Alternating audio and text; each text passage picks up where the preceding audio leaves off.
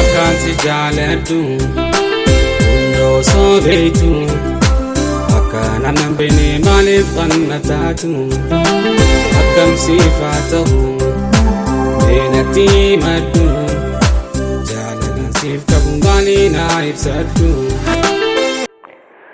Kun tamsaasa yaalii sagantaa murtii jaalalaa kan yeroo kamiyyuu caalaa jaalattan qindaa'uudhaan gara sagaleetti yeroo ammaan tanaa sagantaa gabaabaadhaan tamsaasa yaalii irra jira. Kabajamtoota dhaggeeffattoota keenya kun sagantaa murtii jaalalaati. Sagantaawwan murtii jaalalaa keenya keessatti hammataman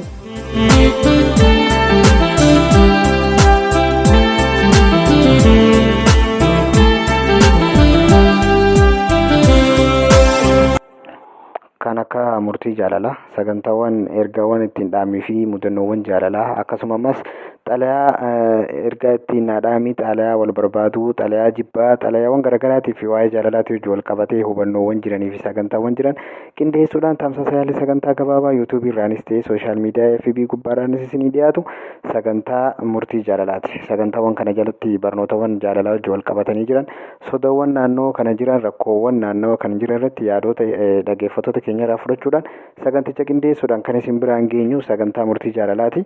Sagantaan keenya kan murtii jaalalaa yeroo dhiyootti sagantaa isaa qindeeffachuudhaan ni dhiyaata jenneeti kan eegaa jirru.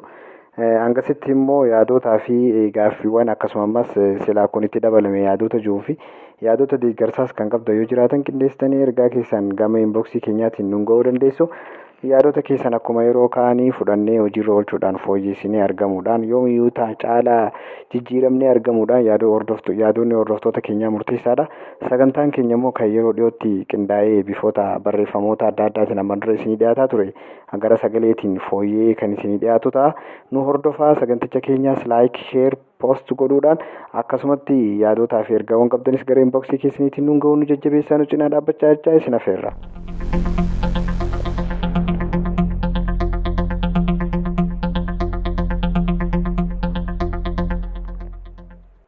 Kun sagantaa murtii jaalalaa tamsaasa yaalii yeroo hundumaa sa'aatii kanatti qindaa'uudhaan isin biraan ga'u yeroo dhiyeenyatti immoo hojii eegaluudhaan barreeffamoota garaagaraatii fi ergaa ittiin gara inboksii keenyaatiin maamiltoonni keenya nuun ga'an qindeessuudhaan kan isin biraan geenyu sagantaa murtii jaalalaati.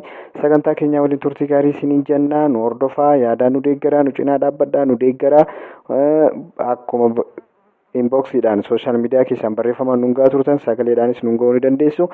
Kan barbaachise sagaleedhaan asii qindeessinee kan isin biraan geenyu sagantichi kan babal'atu ta'a. Fuulduras gara tamsaasa amma yeroo ammaatiif tamsaasa yaaliirra jira. Fuulduratti immoo tamsaasa idileedhaan kan isin bira ga'u ta'a. Nu hordofaa, nu deeggaraa. Dhaamsa garee peejii murtii jaalalaati. Sagantaa murtii jaalalaa. Akkaan siin daganne